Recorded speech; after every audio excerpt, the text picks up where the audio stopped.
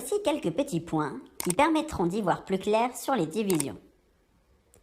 Comme tu peux le lire, à la fin de cette vidéo, tu seras capable d'utiliser le vocabulaire approprié pour nommer et décrire une division, mais aussi de poser une division, qu'elle soit euclidienne ou décimale. Comme tu le sais probablement déjà, en mathématiques, il est possible de travailler avec deux divisions différentes. Commençons donc par celle que tu dois connaître le mieux, la division euclidienne. Quoi? Ça ne te dit rien? Mais si, c'est la fameuse opération, aussi appelée division entière, car elle ne s'effectue qu'avec des nombres entiers. Lorsque l'on effectue la division euclidienne d'un premier nombre appelé dividende par un second nombre appelé diviseur, on obtient comme résultat un quotient associé d'un reste.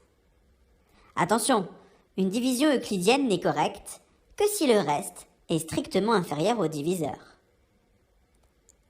Bien que la division euclidienne soit souvent utilisée pour résoudre des problèmes de partage, il est parfois nécessaire de passer par une division décimale.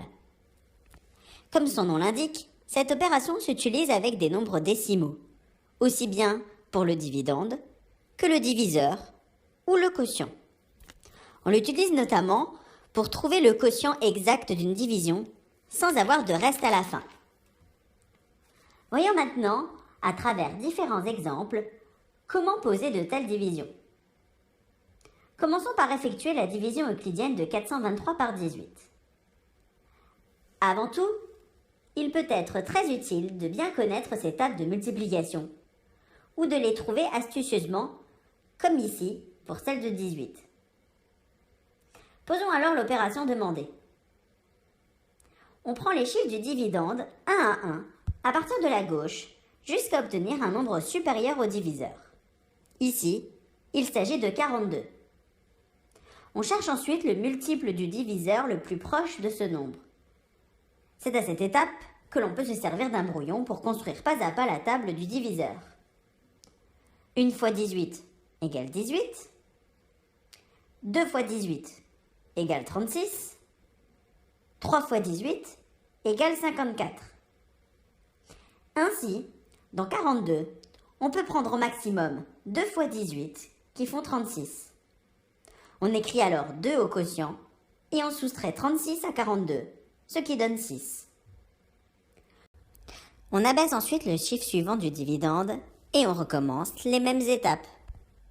3 fois 18 égale 54. 4 fois 18 égale 72. Par conséquent, dans 63, il y a au maximum 3 fois 18 et il reste alors 9. Ainsi, on peut écrire que 423 est égal à 23 fois 18 plus 9. Passons maintenant à la division décimale en reprenant le même exemple. Étant donné que l'on souhaite poursuivre le calcul pour ne plus avoir de reste, il est nécessaire d'utiliser les chiffres de la partie décimale du dividende. Ici, pour que cela soit plus facile, on peut écrire 423 comme 423,0. Si on reprend alors la division où l'on s'était arrêté, on abaisse le 0, correspondant au chiffre des dixièmes de 423 pour continuer. Comme on passe à la partie décimale du dividende, on doit penser à mettre une virgule au quotient pour marquer la fin de sa partie entière, et donc le début de sa partie décimale. Maintenant, comme avant, je cherche dans 90 combien de fois au maximum il y a 18. 4 fois 18 égale 72, 5 fois 18 égale 90. On a donc 5 fois 18 et il reste 0. La division s'arrête et on peut alors écrire que le quotient exact de 423 par 18 est 23,5. Attention, comme le montre ce nouvel exemple, il est parfois nécessaire d'avancer longuement dans la partie décimale du dividende pour calculer le quotient. Néanmoins, même en allant ici jusqu'au chiffre des millièmes, on ne trouve pas de quotient exact à cette division décimale. Il n'est alors que possible d'en donner une valeur approchée. Et si maintenant c'était à ton tour d'essayer? Réponds aux questions suivantes dans le temps imparti. Au besoin, n'hésite pas à faire pause avant que la réponse ne s'affiche. Voici la première question.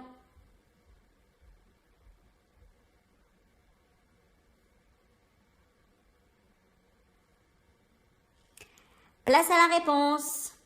Pour aller plus vite, il est possible de ne pas écrire les soustractions intermédiaires dans l'opération posée. Dans le dividende, je prends 21. Dans 21, je peux prendre au maximum 4 fois 5, qui font 20. Il me reste alors 1. Maintenant, dans 14, je peux prendre au maximum 2 fois 5, qui font 10. À la fin, il ne reste plus que 4. Ainsi, 214 est égal à 42 fois 5 plus 4. Et maintenant, une deuxième question.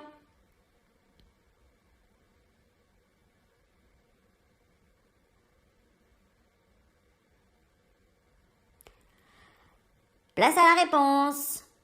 Je démarre l'opération en cherchant combien de fois 12 il y a au maximum dans 16. C'est facile, il y a une fois 12.